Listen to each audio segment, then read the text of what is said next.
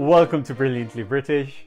My name is Lawrence and today I'm going to be sharing with you another Brilliantly British original, and namely a British sweetbread. So as I show you how to make this fantastic tea time treat, please sit back, relax with a cup of tea in hand, putting those feet up too, and enjoy this episode. And please don't forget to subscribe.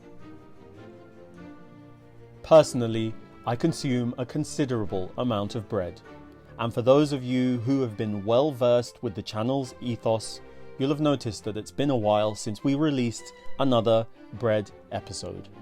Well, in this episode, in preparation for a well-known English dessert, we'll be sharing our creation with you, preparing you for episodes to come, or for those days wherein you fancy something a little bit different. This, my dear viewers, is our sweet loaf, a rich fruit-speckled loaf, fantastic when toasted and buttered, and alternatively amazing when used to make certain bread-based puddings. In this episode, you'll be shown how to prepare it simply and quickly, with a session of tasting at the end, just in case you haven't already been convinced. So now, with your interest peaking, please allow me to introduce the ingredients to you. For today's Brilliantly British sweet loaf, you will need some light muscavado sugar, some full-fat milk, some eggs, some yeast, sultanas, candied peel. If you can't get hold of candied peel, you're in luck. Follow the link up on the corner of the screen now to learn how to make it yourselves at home.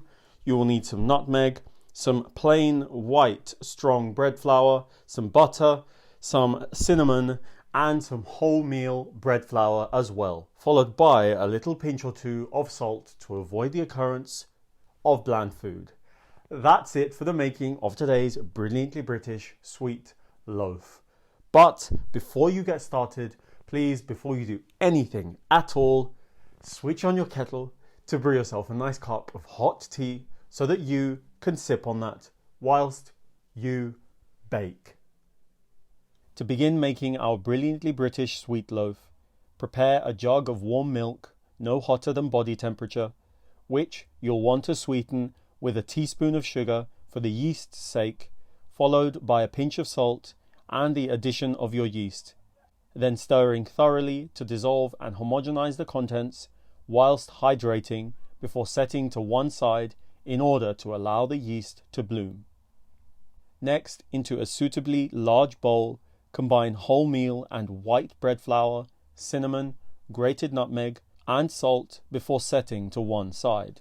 After having recalled my jug, now filled with an aromatic, frothy mixture, I then slowly whisked in melted butter, taking care not to scorch and kill the yeast within, continuing by incorporating my eggs and my light muscavado sugar. Following a swig of tea, with a hole made in the center of my dry mixture, I'll incrementally combine my wet and dry ingredients, which you'll notice will require a considerable amount of elbow grease.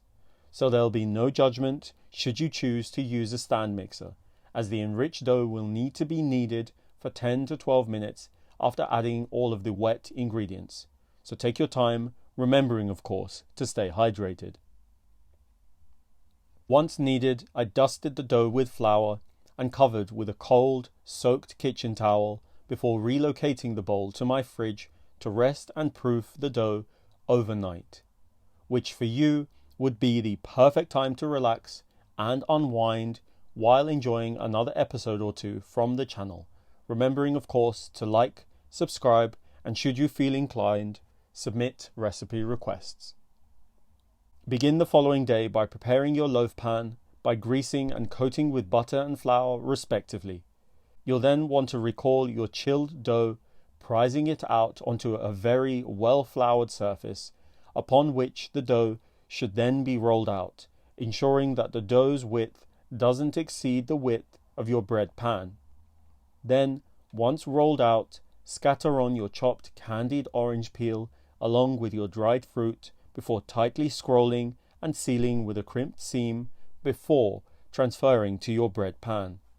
For the second and final hour-long stint of proofing, the pan was placed in my cold, switched-off oven, accompanied by a bowl of freshly boiled water to warm up and humidify the environment within to please the yeast. With an hour almost elapsing, I summoned my pan from my oven, discarding the bowl of hot water, proofing the dough for those last few minutes on my worktop as I began to preheat my oven. Then, with your oven hot and dough nicely leavened, begin baking before relaxing once more with tea and the Brilliantly British channel content in hand, being on the lookout for your next recipe attempt. Not too long after beginning to bake, the result, I have to say, will speak for itself. An aromatic, crusty loaf, which you'll want to leave for at least 40 minutes before slicing. So now, with a brilliantly British sweet loaf made and a cup of tea at hand, I think it's time for tasting. Are you ready? Are you steady? 3, 2, 1.